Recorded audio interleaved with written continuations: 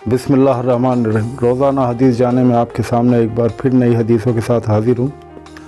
हज़रत मोहम्मद मुस्तफ़ा सल्लल्लाहु अलैहि वसल्लम ने इरशाद फरमाया, बेशक मोमिन की मिसाल शहद की मक्खी की तरह है जो फूल जैसी पाकीज़ा चीज़ खाती है, शहद जैसी पाकीज़ा चीज़ निकालती है, और जब वो किसी चीज़ पर बैठती है तो वो उसे ना तोड़ती है ना ख़राब करती है। मुस्नद अहमद बिन हम्बल 160 हदीस नंबर। हज़रत उसामा बिन शरीक से मरवी है कि हम लोग मुस्तफ़ा जान रहमत सल्लल्लाहु अलैहि वसल्लम की खिदमत में बैठे हुए थे कि एक काफ़िला आया और अर्ज़ किया कि अल्लाह के बंदों में अल्लाह को कौन सा बंदा सबसे ज़्यादा पसंद है। आप सल्लल्लाहु अलैहि वसल्लम ने इरशाद फरमाया कि जिसका अखलाक सबसे बेहतर है। हज़रत अब्दुल्लाह बिन उमर बिन आस रिवायत करते हैं कि मुस्तफ़ा जान रहमत सल्लल्लाहु अलैहि वसल्लम ने इरशाद फरमाया कि तुम औरों पर रहम करो, अल्लाह तुम पर रहम करेगा।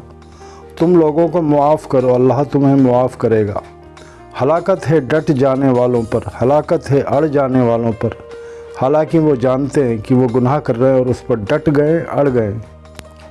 हज़रत मोहम्मद मुस्तफ़ा सल्लल्लाहु अलैहि वसल्लम ने इरशाद फरमाया, बरकत खाने के बीच में उतरती है, तुम किनारे से खाया करो, खाने के बीच से मत खाया करो। तिरमिज़ी शरीफ 1805 हदीस नंबर। मुस्तफ़ा जान रहमत सल्लल्लाहु अलैहि वसल्लम ने इरशाद फरमाया कि जिस घर में ज़्यादा तादाद में बच्चियाँ होती हैं उस घर में अल्लाह की रहमत रोज़ 12 मरतबा नाजिल होती है, यानी उतरती है, और उस घर की ज़ियारत को फ़रिश्ते आते हैं।